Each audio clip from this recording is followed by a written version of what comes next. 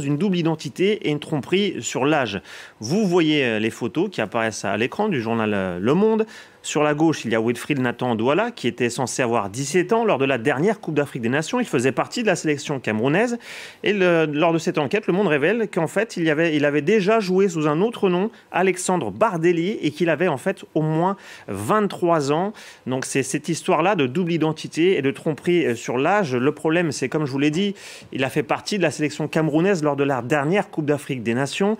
Les conséquences pourraient être gravissimes pour les Lions indomptables, puisque le règlement de la CAN est très clair. En cas de fraude ou de falsification, le pays concerné sera suspendu des 2 éditions suivantes de la Coupe d'Afrique des Nations.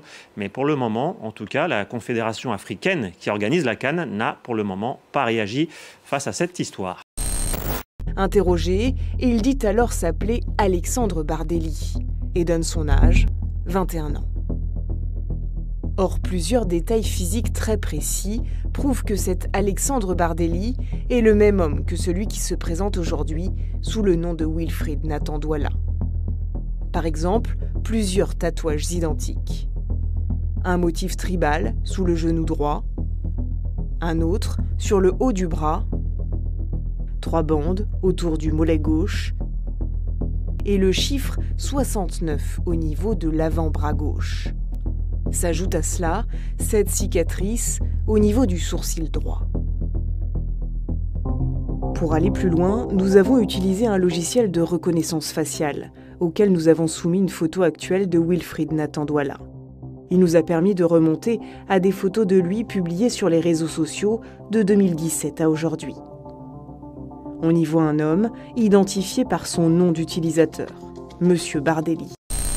Nous vous aimons pas là. Oui, c'est nous qui... Nathan Douala, ici il faut le dire.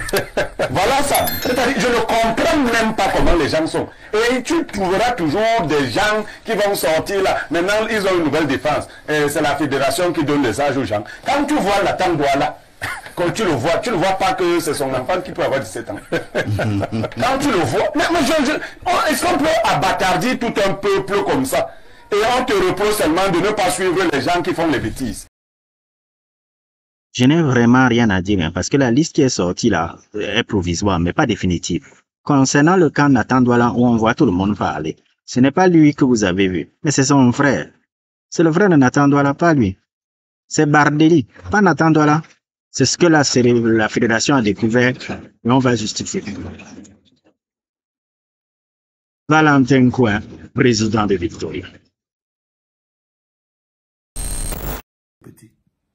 Je soupçonne le docteur Dadis Camara d'être en train de faire de la pure méchanceté. Et comme je vous dis toujours, ce bonhomme, son cœur manque d'amour. Son cœur manque fondamentalement d'amour. Vous savez, parfois il y a des gens que, quand tu le vois donner quelque chose à quelqu'un, tu crois qu'il donne quelque chose à quelqu'un parce qu'il veut prendre soin de cette personne. Non. Parfois il donne quelque chose à quelqu'un pour son propre, pour lui-même. Pour se témoigner de l'amour à lui-même. Ils achètent l'amour. Ils achètent la soumission. Et Dadis Camara fait partie des gens qui achètent l'amour, qui achètent la soumission, mais ils n'ont pas l'amour réel au fond de leur cœur. Ça va vous faire mal, mais c'est la vérité.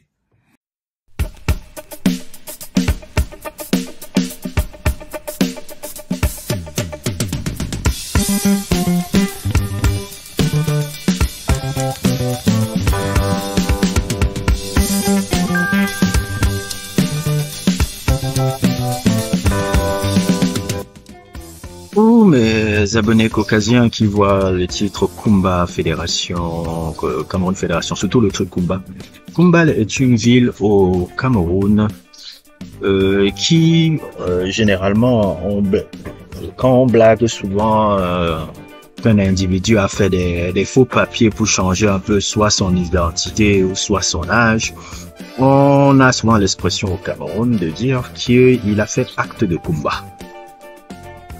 Et moi, dans cette situation que je qualifierais de rocambolesque, c'est parce que c'est la première fois dans l'histoire du Cameroun que ce genre de situation arrive même dans les gros médias étrangers. Parce que là, c'est tous les médias du monde qui regardent cette situation-là. Force est de constater que notre football est encore dans se fait connaître à l'extérieur maintenant pour des choses aussi drôles que pathétiques, que ridicules, bref, quelque chose qui montre comment le football camerounais a besoin de véritablement changer. Mais avant de commencer d'abord, pour les abonnés de cette page, vous savez qu'est-ce que je pense de Wilfried Nathan Douala. Ce personnage m'a beaucoup agacé lors de la CAN, même si je lui trouve un profil différent du footballeur camerounais d'habitude, parce que souvent les footballeurs camerounais n'ont pas son profil là. Et je dois avouer que par rapport aux images que je voyais, je dis il est très différent du joueur camerounais typique moderne. Donc moi j'y voyais pas forcément un grand talent, mais quelqu'un d'un profil différent. Après avoir dit ça, le gars m'a beaucoup agacé par son attitude, parce que je regardais un peu moi je regarde souvent le langage corporel des joueurs, hein, comment ils sont en dehors, quel est leur mindset, quel est le truc, ça dit beaucoup sur le type de personne. Le gars m'agaçait beaucoup sur ses trucs de danse, on le voit danser partout, il se filme comme s'il est au tourisme. Bref, le personnage, je pense, c'était vraiment quelqu'un qu'on avait l'impression que ce sont des vacances pour lui. Et après après avoir dit ça, après avoir parlé comme ça, faut qu'on soit un peu clair. Wilfried Nathan Douala, dans la situation qu'il vit maintenant là, qui est une situation horrible, n'est que la victime d'un système qui existe depuis la nuit des temps au Cameroun. On va arrêter de se mentir, on va se parler vrai. Je dis même pas forcément depuis la nuit des temps au Cameroun, depuis la nuit des temps en Afrique. Vous pouvez le voir même, il y a des articles même de Jean-Marc Guillou, qui a été un gars important pour la SEC Mimosa, qui parlait même justement du problème des âges. À quoi c'est problématique. Tous les plus grands champions de l'histoire du football africain, tous, à 90%, ont coupé leur âge. À 90%, chaque champion du football africain ont coupé leur âge. Tous les grands champions, y compris même les gens qui sont à la tête de certaines fédérations comme notre fédération actuelle. Il faut qu'on arrête un peu cette hypocrisie à l'écran. Tous sont passés là-bas, le système est là. Et si ça me dérange un peu, parce que je vais essayer de faire justement un sujet même encore spécial par rapport à ça, parce que j'ai une connaissance très importante qui est même sur Paris là en ce moment, et qui a fait partie du centre de formation de la Cadi Sport Academy, avec qui je discute beaucoup de sport et de beaucoup de choses. Et il va t'avouer tranquillement que lui aussi c'était le système mis en place depuis. Tous les grands champions africains ont eu ça. Donc, venir prendre le gamin et les 62 personnes qu'on est venu, mais j'étais en pâture comme ça, carrément à la une du monde, pour masquer complètement notre incompétence dans la fédération camerounaise de football, me fait absolument vomir. Wilfried Nathan Douala est un personnage qui m'agace, certes, mais ce qu'on lui a fait là, on l'a littéralement détruit sa carrière. Et les mecs qui me parlent là, les mecs qui détruisent sa carrière, ce sont des gens qui, quand ils étaient joueurs, ont eu à faire ce même système-là. C'est ça qui m'amuse. Ils ont eu à faire ce même système-là. Je suis désolé. Je ne fais pas d'accusation et autres et tout, je ne fais pas de trucs. Je veux pas avoir des plaintes et autres et tout, ridicule. Même notre président de la fédération, faut qu'on arrête de se mentir. C'est pas son âge. Georges Weah, c'était pas son vrai âge. c'est pas sauvage, parce que dans le sport camerounais, le sport camerounais n'a pas... c'est très difficile de détecter les joueurs un peu en Afrique très rapidement. Rappelez-vous un peu les joueurs africains d'une certaine époque, quand tu prends même Roger Mila, il est venu en Europe à l'âge de presque 30 ans. Presque 30 ans qu'il est venu en... truc que parfois tu commençais ta carrière à 26 ans au Cameroun. Ou en Afrique. Donc tu étais détecté tard, tu venais tard. Donc il y avait souvent, c'est là où il y a eu le système maintenant des coupures d'âge. Vous pensez vraiment que notre président de la fédération, quand il était à la Coupe du Monde 98, avait 17 ans? Vous êtes sérieux?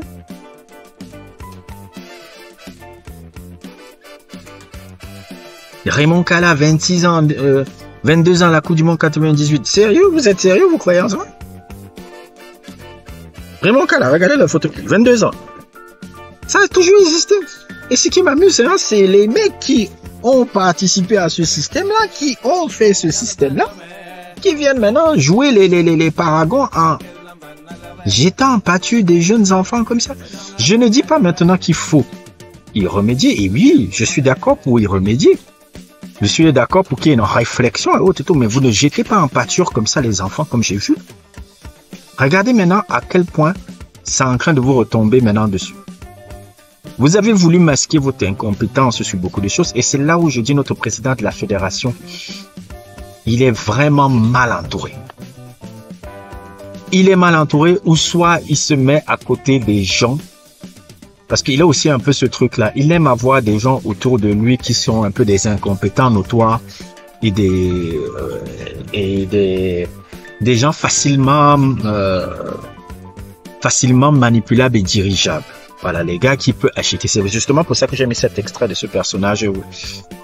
Pour les Caucasiens qui ne le reconnaissent pas, il s'appelle Général Valsero. C'est un peu un personnage un peu rappeur qui est installé en France, qui a été quelqu'un qui a été virulent même contre le régime politique camerounais actuel. Et qui a toujours une chaîne YouTube qui est super intéressante, qui est très populaire dans la sphère diaspora camerounaise un peu. Et qui a souvent des belles réflexions un peu sur tout ce qui se passe au Cameroun et tout. Et je suis d'accord avec lui par rapport à ce qu'il a dit là. Parce que notre président de la fédération, il est soit mal entouré ou soit il aime être entouré de gens incompétents pour que tout tourne autour de lui. Parce qu'il a un côté un peu napoléonien là, que j'ai toujours, même quand il était capitaine, qu'il a toujours, ce personnage-là. C'est pour ça que je dis que c'est un personnage très ambivalent. Et vraiment, ça là, je pense que avec tout ce que ça crée un peu comme polémique en ce moment dans le monde, c'est la première fois au Cameroun ce genre de situation là est connu dans le monde. On passe dans les télés, c'est passé dans les télés occidentales. C'est grave. D'habitude c'est notre soupe un peu, notre marmite